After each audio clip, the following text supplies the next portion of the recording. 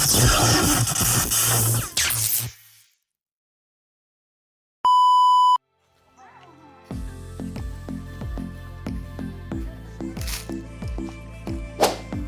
nilalakad po natin yung papunta rin sa property. Napakaganda po, kaya lang medyo may distansya po doon sa barangay road niya. Yan. Ang kalsada po ay nandun. Naglakad po tayo. So, galing po tayo sa mataas na bahagi. Andun po kasi ang kalsada. Sa ngayon, magsasabi po tayo dito sa unang lote. Isang may-ari po na mabigyan tayo ng right of way dito para sa 4 wheels magkaroon siya ng access. Kasi po ang property ito na po. Ito po ang boundary.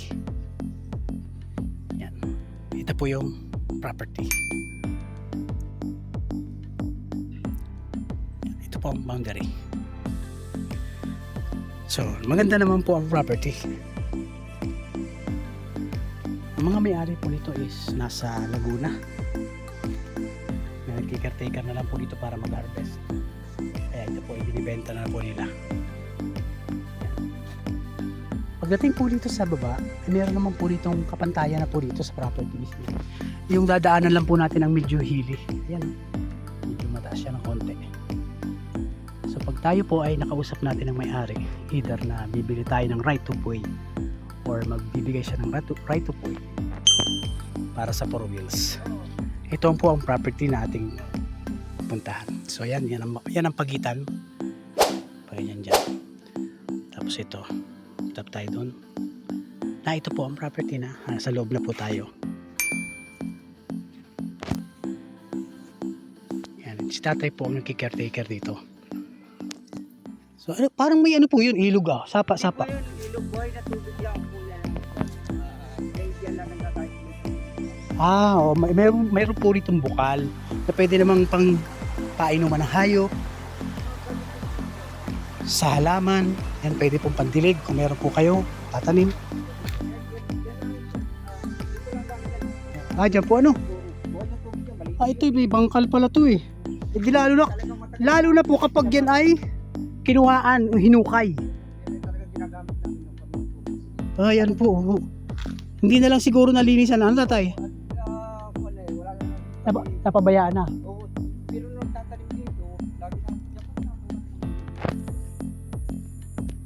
yeah.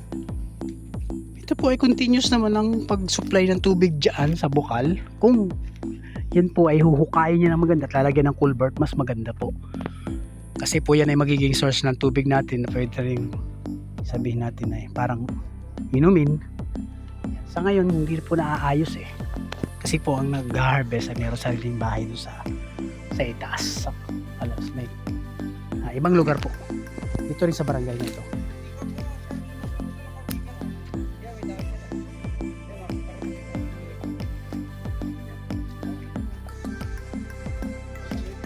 So tinuturo ni tatay dito yung pantay na park area.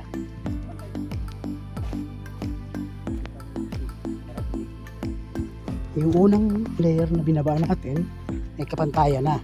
Ngayon may another na naman, bababa tayo ng bahagya. And then kapantayan na uli.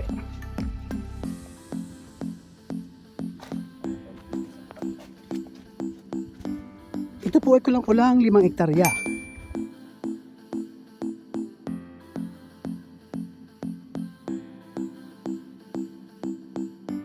Papunta na rito.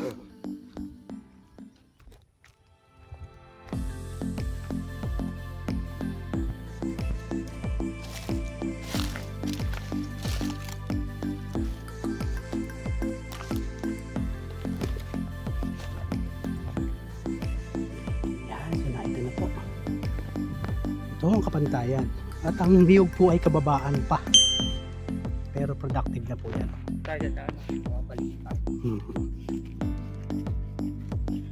So ito pong lupa na ito ididikit doon sa ilog kung tutuusin. Konti lang po ang dikit dito. Konti lang ho yung dumikit doon sa ilog. So at least meron siyang tabing ilog. Mga gaano kalapad na tayong ilog? Creek lang ba? Sapa lang? Hindi po, arestrado po yan eh. Mga gaano kalawak? Malaki din ang ilog. Yan po yung makikita mo po sa mapa. Yung arestrado yung ilog na yan. Madalas nakakarating kayo doon sa pag-harvest niyo.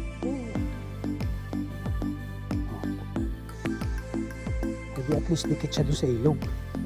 Yun ang karamihan hinahanap ng buyer ng bibili. Pero kakunti yung hapon. Sa ilog. O konti lang. Wala pong problema. At least nakadikit. Saan po ang daan natin tatay? Ang gagawin na ulit tayo. Dito na tayo ulit. O sige. Wala niya po. Ayan, halos lahat po yan. Kita nyo naman, punong-puno ng nyug. Wala pong bakante. Mayroon din pong bakanting po. Po yan. Konti. Oo, yan. Sige. So yan mga kaparmat. Ang titulo po nito ay PCT title. Private.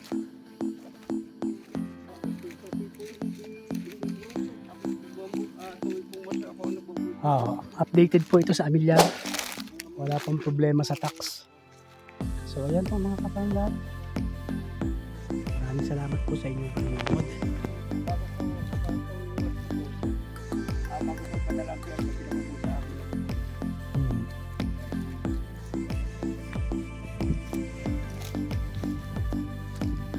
Yan, gatas po. Dito lang po yan sa lugar ng Barangay Magsaysay, Ginyangan, Quezon. Tatakbuhin po natin ng mga 30 minutes mula sa highway. Yan. Salamat po.